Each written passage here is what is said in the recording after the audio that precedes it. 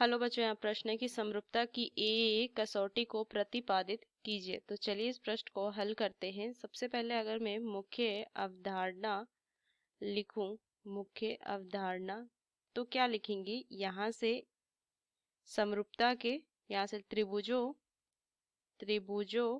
की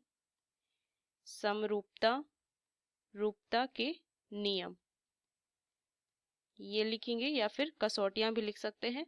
तो चलिए इस प्रश्न को हल करते हैं। अब यहाँ से अगर मैं लिखूं ए समरूपता समरूप समरूपता नियम या कसौटी लिखेंगे, कसौटी, तो क्या होता है? इसका मतलब कि इसको मैं लिख सकती हूँ कोण कोण कोण, ये लिख सकते हैं।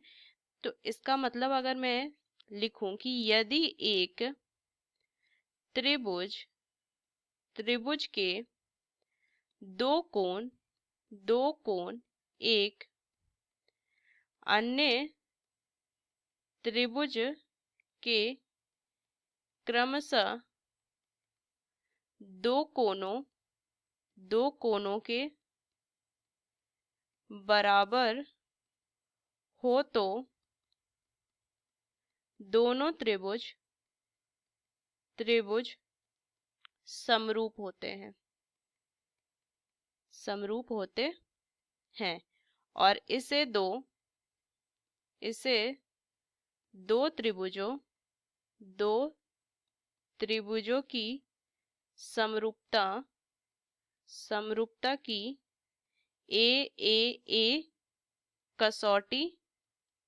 कसौटी जिसे कौन नियम कहा जाता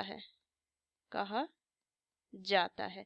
अब यहाँ से अगर मैं दो त्रिभुज बना लूं, लेकिन यहाँ से एक मैंने त्रिभुज बनाया और एक त्रिभुज मैंने ये बनाया, ठीक, ये त्रिभुज मैंने एक ये बनाया, इसका नाम दे देते हैं ए बी और सी, और इधर में डी ई और एफ ये नाम देती हूँ। मान ली यहाँ से अगर मैं ये देख लूँ 50 डिग्री है, ये मैं 70 डिग्री ले लूँ और ये 60 डिग्री, उस तरीके से ये कोण डी जो है 50 ले लूँ, ये 70 और ये मैं 60 डिग्री ले लूँ।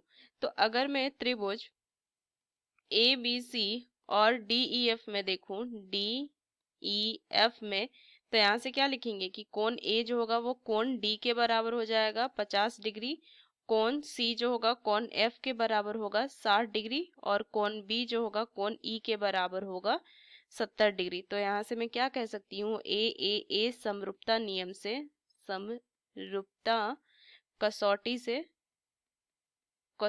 से ये जो त्रिभुज होंगे ए बी सी, ये समरूप होगा त्रिभुज डी ई एफ का, ये डी ई एफ का समरूप होगा। और ये अगर समरूप है तो इनके संगत भुजाओं के अनुपात जो होते हैं वो समान होंगे। तो बी सी बटा में ई एफ बराबर में सी ए बटा में एफ टी। तो ये आ जाएगा, हमने इस त्रिभुज को ए कसौटी समरूपता से समरूप किया। तो इस मुख्य अवधारणा का इस्तेमाल करके हमने इस प्रश्न को हल किया। आशा करते हैं यह प्रश्न आपको समझ में आया। धन्यवाद।